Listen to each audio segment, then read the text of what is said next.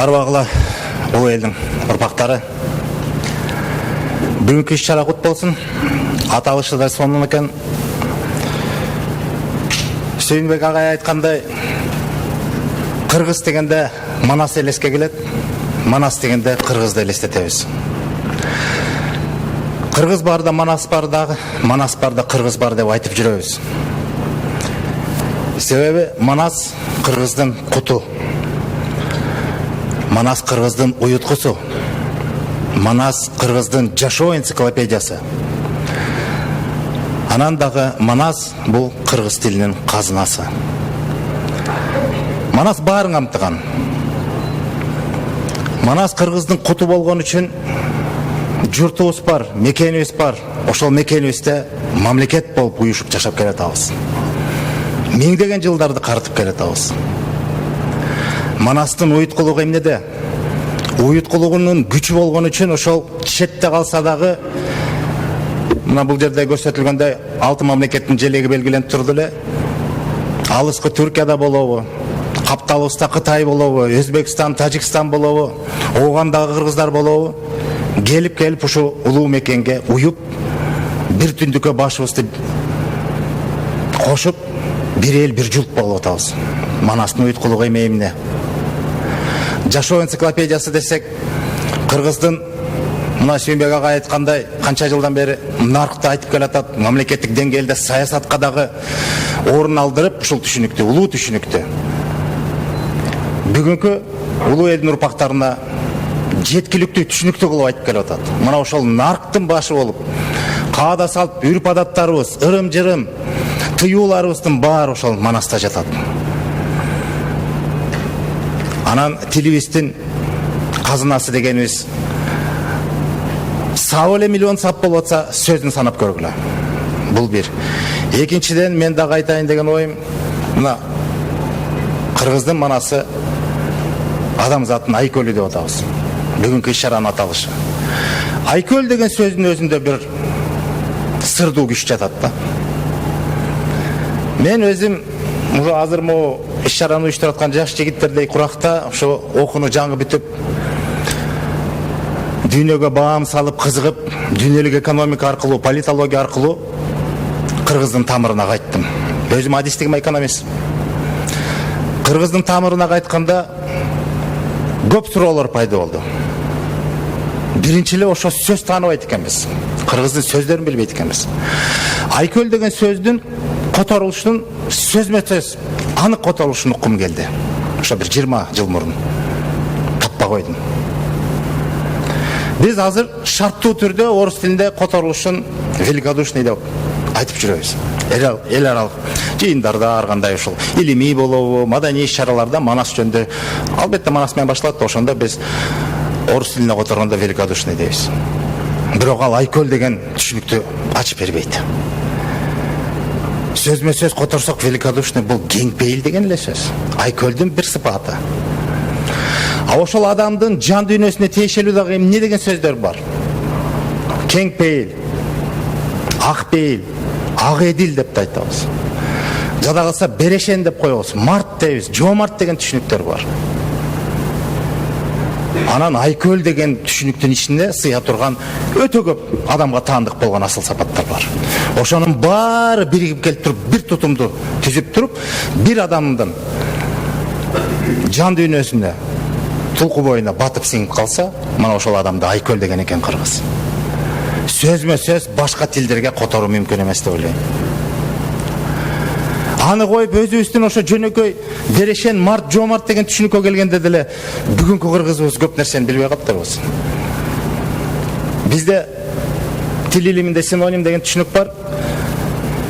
Ошого келгенде биз кээде чаташып түшүнүктөрдү алмаштырып ийебиз да.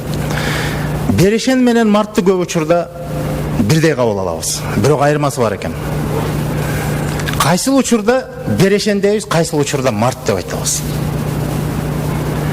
Эгер адамдын колу ачык болуп, бирок бирөө муктаждыгы болуп, ага кайрылып жардам сураса, ошол муктаждыгын кандырып, колунда бар нерсесин колу ачыктык касиети менен эч оорубай берсе, муну берешен дейт экенбиз. Ошол эле сыпаатты кайра туруп биз март деп коебуз. Жок, марттын сыпааты бөлөкчө.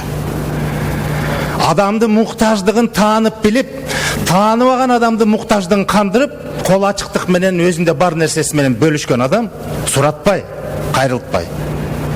Муктаждыгын кандырса, мына ошону март деген экен. Ушул сапааттардын баары айкөлдүктүн ичинде жатат. Манаста ошол баары жатат. Жоомарт деген ким дегенде, эми ойлонуп көрүңүздөр. Жоосуна дагы марттык кылган адамды элестетип көргүлөчү. Мына кыргыздын касиети, мына кыргыздын айкөлдүгүнүн ичинде жаткан кыр менен болуп өзгөчөлөнткөн адамга таандык болгон асыл сапаттардын жыйындысы. Мен ойлойм, айкөл деген азыр так илимде барбы жокпу билбейм, мен көп жылдан бери ушуну айтып келатам. Бул улутка карабай дегиле адам баласына таандык болгон асыл сапаттардын топтому бир адамга төп келип куп жарашса, мына ошол адамды айкөл деп айткан. Анан дагы бир өзгөчөлүк нерсе, кыргызда бир эле айкөл болгон экен. Айкөл эл деп айтып коебуз, элге таандык сыпаатты айтканга акыбыз бар. Себеби Манасты кыргыз жаратты. Кыргыздын даанышмандыгы, кыргыздын наркы болбосо, Манас болуп тарбияланып, Манас болуп чыга келет беле, бул чоң суроо. Демек айкөлдүк сыпаат жалпы кыргыз элине таандыгы бар, бул бир эсе. Экинчи, жеке адамга кайрылганда Манаска гана таандык. Манастан башка айкөлдү биз көрө элекпиз. Айтып келе элекпиз. Айкөлдүк касиетке ээ болушу мүмкүн, бирок толугу менен айкөл деп инсандык жетишкендик, туу чокуга жеткендик бир деңгээл Манастан башка көрө элекпиз. Бирок кыргызда айтат, асыл нерсе аз болот дейт. Ошол Манастын айкөлдүгү ошол кыргызга кут болуп, уютку болуп, бүгүнкү күнгө чейин өзүнүн касиетин жоготпой, өзүнүн таасирин дагы да жашообузда орду бар экенин көрсөтүп келет. Мына бүгүнкү иш-чара улуу мекен деп ошол улуу аталышты өзүнүн атына сыйдырып, Этностан деп мекеме уюм куруп, мына Каныбек инибиз Кытайда болобу, Түркияда болобу, Ооганда болобу, Ферганада болобу, Өзбекстанда, же Мургап, жерге талды кыргыздар болобу, Тажикстанда бүгүнкү күндө карап калган. Ошолордун башын бириктирип биз улуу журт, улуу мекенге кайрылып келип, ушул жерде бир түндүккө гана батып сыйып, бир эл бир журт болобуз деген аруу тилеги менен ушундай уюм түзүп, жаштарга жакшы багыт көрсөтүп, аруу тилегин арнап иш кылып келе жатат. Мына бул дагы ошол Манастын уюткулук касиети. Себеби ар бир кыргыздын канында Манастын каны бар. Касиети коштоп келет. Айкөлдүгү бизди түздөп келет. Мал менен арулап келет. Бирок биз өзүбүз ошону туура кабылдайбызбы? Алып кете алабызбы? Татыктуу боло алабызбы? Бул өзүбүзгө бериле турган эң чоң суроо. Ошончо дагы жаштын тилегин берет дегендей, ушул Этностан уюмуна ийгилик каалап коелу. Биздин Кыргыз Республикасынын президентине караштуу мамлекеттик тил жана тил саясаты боюнча улуттук комиссиянын атайын чакан белегибиз бар эле, ала келдик элек. Ошону расмий ушу Каныбек иниме тапшырып коелу. Бул жерде мына биздин эле Жана Сүйүнбек агай жакшы айтпады, Манасты биз кыр-кырынан изилдеп бүтө элекпиз. Чети араң гана оюлуп баштап, эмне деген дүйнөгө малынып, эмне деген керемет ажайып дүйнө алдыбызда жатарын биз дагы деле толук кандуу баамдай элекпиз. Мына бул жерде Зарина Кулбаракова менен Тойчубек кызы Жазгүл деген биздин мекендештерибиз өзүнүн илимий эмгегин арнап ушундай эки Манаска арналган эки китеп бар экен. Манас эпосундагы жаныбарлардын тотемдик белгилери, экинчи Манас үчилтигиндеги дидактикалык мотивдер. Ушул эки эмгек кошуп дагы биздин тил комиссиясында эмгектенип аткан аксакал, кадырлуу аксакал Исмайыл Кадыровдун тил котормо терминологиясы деген китеп жинагы. Анан Сулайман Рыспаев деген агайыбызды баарыбыз билебиз, тааныбаган киши жок. Ошол агайга таандык кыргыз тилин үйрөтүү технологиялары деген заманбап технологиялардын баарын камтыган ушундай китепчелер чыгып атат. Ошону биз силердин уюмуңарга расмий белек